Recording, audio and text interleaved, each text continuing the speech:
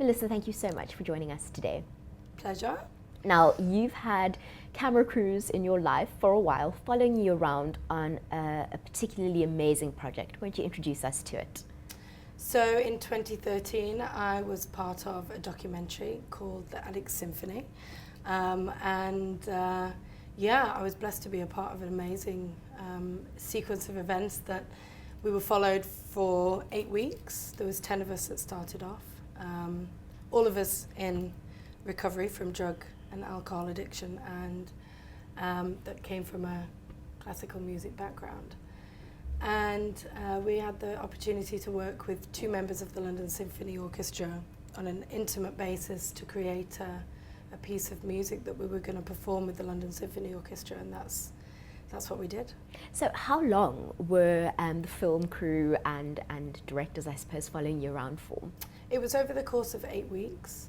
I travelled to London because I live outside of London, and there was quite a few of us that weren't, in the area. So once a week, once the ball got rolling, we would go and we would spend, the day doing, I think it was about 2 hours in the morning where we'd actually workshop and we'd create music, and we'd bring each individual would bring an idea, and then it was amazing to see how that kind of incorporated each individual's idea into the grand piece of music.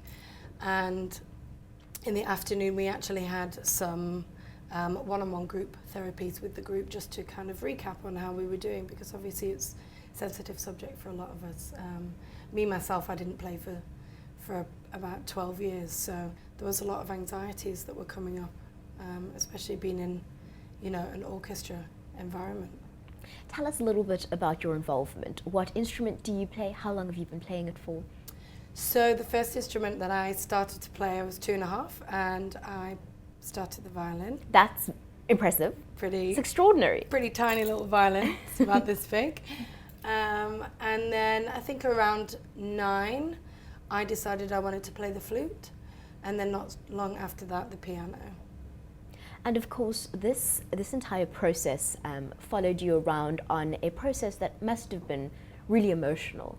What was that like to be vulnerable and to play this music, but also be with fellow recovering addicts through this process and be filmed through it all? Yeah, it was strange. I was really excited because for a long time I had this underlying sense of guilt, really, that I hadn't played for so long, and I had a music scholarship at school, and I was good when I was playing, so it was a very emotional and very challenging process, but at the same time I was ready for it. And I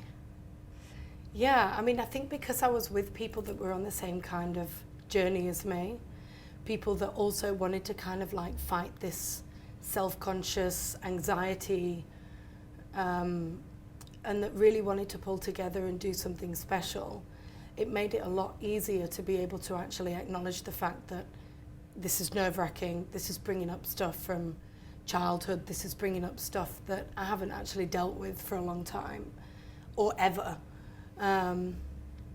So I think the reassurance that people knew, that we have had drug and alcohol problems, we have been nervous about performing music in our lives, and they were there to help us and encourage us and support us, was more important than anything.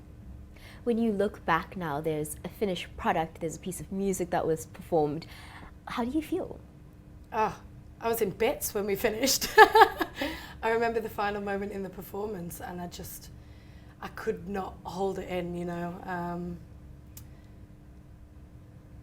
It's something that I forget that I've done, because it was in 2013, there's stuff happening in my life now, and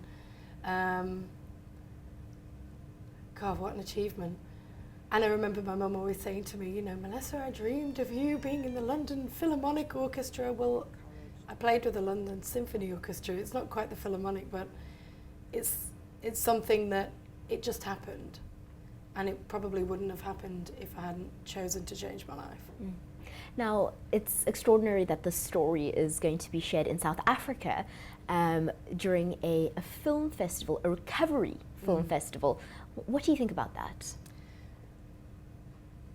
I mean, I think the fact that Cape Town has a recovery film festival is phenomenal. What Dougie's done to put on this, collection of films, and the third year running, is fantastic. And I'm just really happy that I can be a part of it this year. Well, thank you so much for speaking to us. Thank you for having me.